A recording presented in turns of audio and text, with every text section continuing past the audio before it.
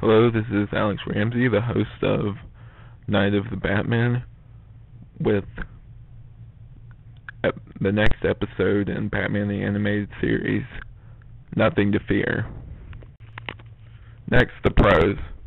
One of the first pros is, well, the music is great again. I particularly like in the title sequence towards the beginning, has a particularly haunting theme playing.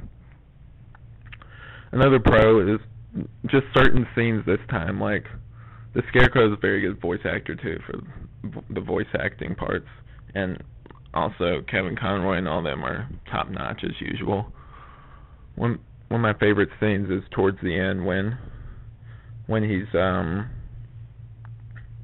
confronting his father in the form of a giant illusion in front of this blimp that he's hanging from, and he basically tells him he's Batman, and it disappears, him overcoming his fear and him embracing his Batman self and learning that he's not a disgrace, finally overcoming that fear.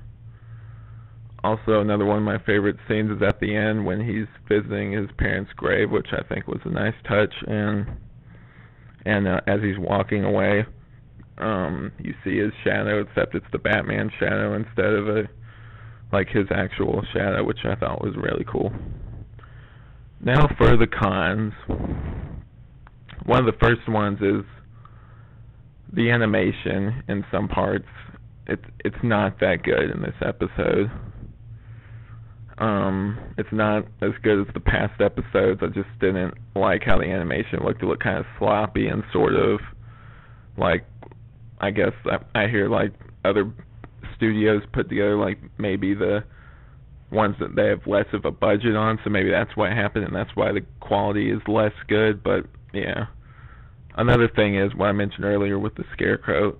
He doesn't look good at all. He doesn't look scary, and of course they address this later, but he just didn't look frightening. He looked kind of silly looking in that thing,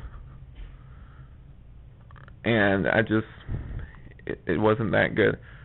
Oh, and also another pro I forgot to mention was one of the other scenes that I liked too, with it had Scarecrow hallucinating, which kind of reminds me of the whole Batman Begins. In fact, I think maybe that this scene in here influenced them in that.